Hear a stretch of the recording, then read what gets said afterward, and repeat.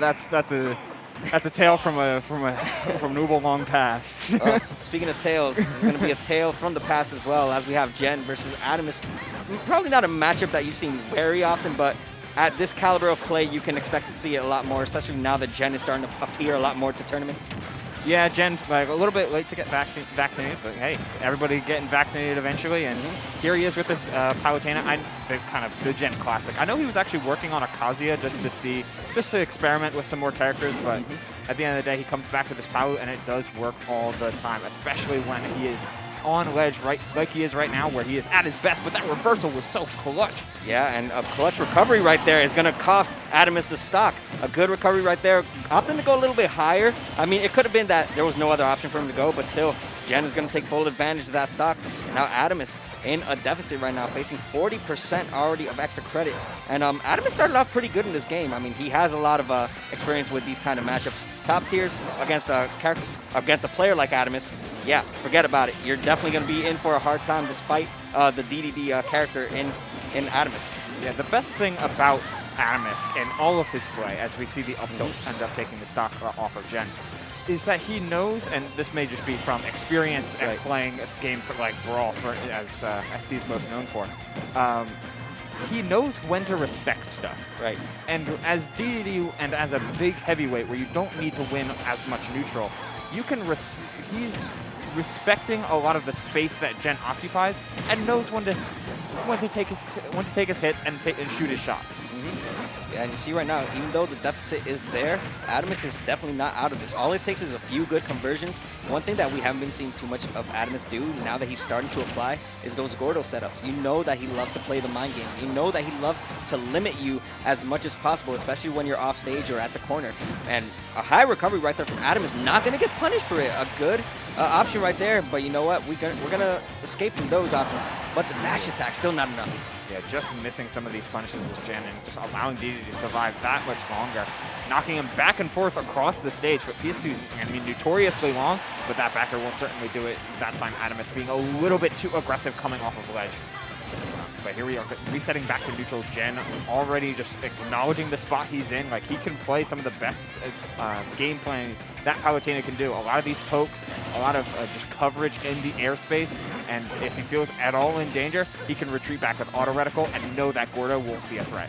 Yeah, I think with a character like Palutena, that makes her a really good character, and no punish game right there. Yep, you're going to safely make it back. But the thing that I want to mention is a character like Palutena, she forces you to play at her pace almost every single time. She can play slowly, she can play fast, she can play aggressive, she can play passive, and in these situations, you see the mix-up. You've seen a lot of aggression coming in from Jen, but you started seeing a lot more passiveness coming in from Jen as well, because you know he has the lead. There's not really much that he has to do except force Atomsk to approach, and that's exactly what Atomsk is doing right now, and it's costing him. Yeah, he almost has to, though. Like, despite all of the tools that Dedede can have in potential sets, and especially in the hands of a master like Atomsk, at the end of the day, like, a matchup's a matchup, and Jen is playing it to a T right now, looking to punish just about everything, acknowledging that he was re-grabbing, so he had to go high, and punishing that air dodge, just flowchart and beautifully executed. Yep, that's definitely one way to do it right there. I mean, Jen looked pretty solid in that game. Oh, yeah. A bit of a slow start, but you know what? He started picking up, and like I mentioned, Jen, he's been a little bit inconsistent in terms of appearing into tournaments, but the times that he has appeared, he's always stepped up. He's always proved why he is a top dog, why he's still a PR potential player in New York. I don't know what the New York PR is going to look like this season. I mean, it's up in the air, of course. It may be funny to a lot of people, but you know what? Jen, it doesn't matter if he's in the PR or not. He's going to prove why he should. He's still a threat, and he's still going to be somebody that you don't want him to play in bracket. Oh, to put it lightly, right? Like, so it's, oh man, you're playing against Jen. That's something you have to prepare for. And it looks like Atomsk, you know, even if it was just the brief little shrug it off that he did between game 1 and 2, he certainly has done his homework at this point. But Jen firing back with a nair into back air, looking to lock down Dedede at this ledge, a position that works so well, and that parry will certainly do it. Yeah. It's going to be hard for a character like Dedede to just be able to find these openings because of those disjointed moves of Palutena. A lot of safe options as well. you also have to be wary of a lot of the combo starters that Palutena has. Despite the percent at 79%, she has potential to kill. That Gordo's not going to be enough, but a good placement right there is going to put Atomsk in a good position for a back air to take the stock and get the early lead. And the threat of Atomsk there, just standing at ledge, his back facing is like, oh, you have to worry about up smash on the roll, and you have to worry about just any sort of quick reaction of things like Nair and Gordo. But that time, Atomsk baited out the spot dodge in order to find the kill, and is looking to try and snowball at least a little bit of a lead. That inhale will certainly do a ton of damage, and better yet, even reset neutral. Get him out of this corner and allow Atomsk to go to work. That's 64% right off the back already. Despite the stock that may be taken, no, that up there's not going to be enough, but still going to put himself in a good advantage state is Gen. Barely escaping that one is Atomsk, though, utilizing those multi-jumps that he does have, but the drag down into up tilt is going to be enough. 64% extra credit, though, is going to be enough for Atomsk to just capitalize, but before he can capitalize, he's going to have to go for a small ride. Yeah, that is the Nair train, potentially. Getting a couple raw nairs in there, trying to keep the center stage and get as much damage as possible, and it's certainly been working here. Already back to even, and these nice pokes out from Gen as he's going toe-to-toe, trying to scrap his way back forward.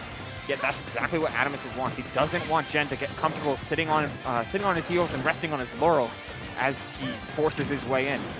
But these backers coming through from Gen, kind of realizing that, yeah, at killing Atomsk off the top, really hard. Killing Dedede off the side, that's no problem, especially with the ledge play that Gen has been showing off. Immaculate. Yeah, and despite the lead that Atomsk had to begin this game, we see it all paying off right now for Gen as he is one step closer, just 42% already dealt. But you see damage being tacked on, but as I say that, all it takes is one back air for Atomsk to get back in the game. But you know what? We've been seeing a lot of coverage coming in from Gen. No matter where it is that Atomsk ends up, you see the pressure being applied from Gen. And sometimes he's not even doing anything. It's just a threat. It's just being right in the presence of Atomsk in his face. And we were literally pixels away from this set being over. That was a regrab that Gen just flat out missed. But it is still a welcome spot for Gen to just to keep playing this catch the landing game, force Dedede to fight his way off of ledge into Palutena's invincible back air, into her dash attack, and just the burst options and peppering options that Gen has been going for. Yet, 60%, this could be kill percent to the right read and the right hit. Speaking of reads, though, it doesn't take much to get that down throw into a raw back air to seal the stock. 2-0. Quick. I want to say it was a quick one, but at the same time, it was also a hard-fought battle from Atomsk as well. But you know what? Sometimes it's not even the players. It's sometimes the matchup. I mean, we know these two players are really solid. It's just character-wise, Palutena does have Dedede's number. A little bit of advantage, some would say.